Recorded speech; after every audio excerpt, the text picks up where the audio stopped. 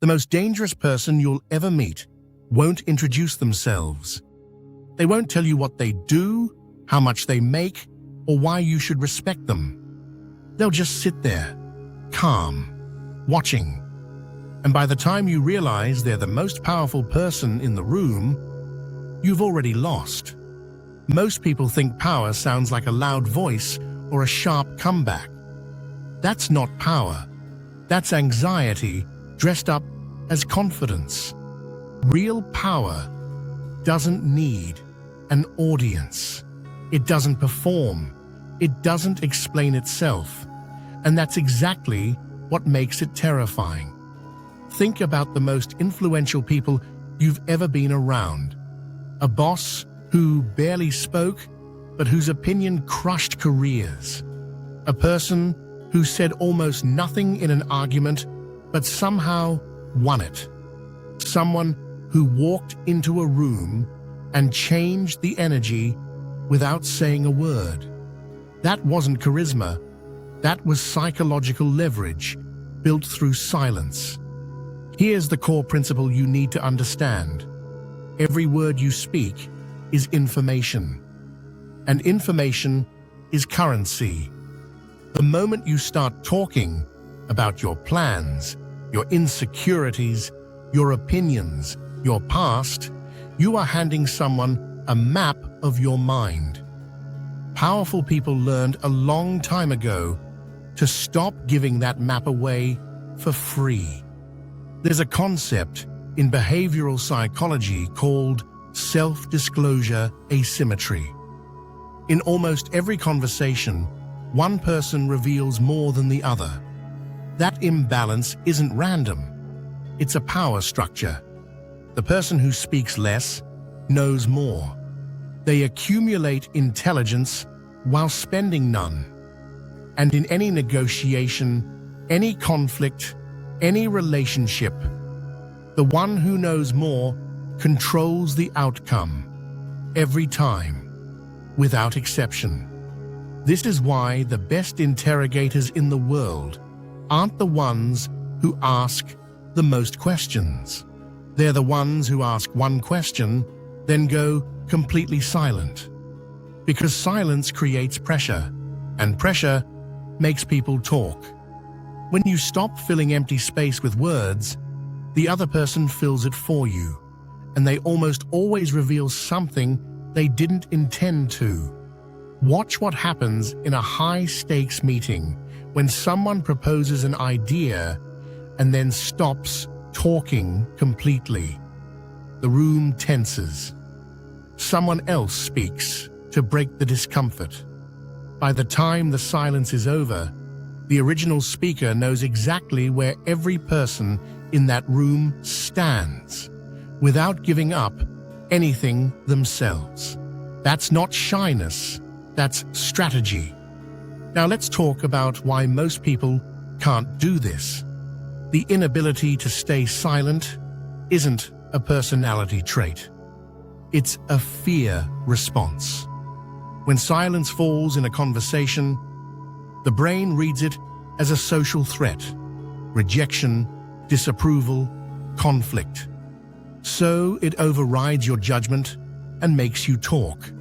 Not because you have something valuable to say, but because the discomfort of silence feels like danger. Powerful people have trained themselves to sit in that discomfort without flinching. And that training alone separates them from almost everyone else in any room they walk into. There's a specific behavior pattern researchers call verbal flooding, where someone fills silence with excessive talking, over-explaining, or justifying themselves unprompted. You've seen it. Someone gets questioned, and instead of answering simply, they launch into a full history of their reasoning. What they're communicating beneath the words is, "I need you to approve of me." Powerful people never do this. When questioned, they answer briefly. When challenged, they don't over-defend. When doubted, they don't panic explain. They let the silence do the defending for them. Abraham Lincoln, was known for sitting in meetings for hours and saying almost nothing, then delivering one sentence that ended the discussion. Theodore Roosevelt's advisors noted that he spoke far less in private than his public reputation suggested, often letting others exhaust their arguments before responding with a single final word. Steve Jobs was notorious for long silences in negotiation meetings, sometimes going 2 or 3 minutes without speaking, while the other side grew increasingly uncomfortable and began making concessions. These weren't coincidences.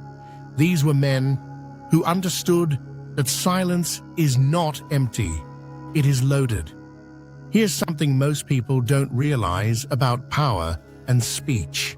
The less you say, the more weight each word carries. When someone speaks constantly, their words become wallpaper. You stop processing them. But when someone rarely speaks, every word they do say lands differently. It feels considered, intentional, worth listening to. The scarcity of their speech creates the value of their speech. This is basic supply and demand applied to communication, and almost nobody thinks about it this way. There's also a deeper psychological mechanism at work. When you speak less, other people project onto you. They fill in the blanks with their own assumptions, and almost always, those assumptions are more impressive than the truth. The quiet person in the room becomes the mysterious one, the thoughtful one, the one who knows something others don't. You haven't said anything to earn that perception. Silence earned it for you. This is why the calm, quiet person is consistently rated as more intelligent and more trustworthy in social psychology research, even when they've said nothing of substance. Now here's where this becomes practical. Most people try to be quieter and fail because they're focused on suppressing the urge to talk. That's the wrong approach. Instead, shift your intention before any conversation. Tell yourself, I am here to collect information, not distribute it. That single mindset shift changes everything. Instead of thinking about what you'll say next, you start listening differently, deeper. And people sense that shift immediately. They feel heard. And paradoxically, saying less makes them trust you more. The second technique is called the single question hold. Next time you'd normally ask 3 questions, ask 1, then stop. Don't fill the silence. Don't add a follow-up immediately. Ask it cleanly, then wait. You will be amazed at how much information comes towards you. People interpret the silence as expectation, and they rise to meet it, often saying far more than they intended. The third technique is deliberate response delay. Before answering any question, especially an important one, pause for 2 to 4 seconds before speaking. Not because you need the time to think, but because the pause signals that your words are chosen, not reflexive. It signals control. In a room of reactive people, the person who pauses before speaking immediately reads as the most composed, most authoritative presence there. 2 seconds of silence can shift the entire power dynamic of a conversation. Most people have never tested this because it feels uncomfortable.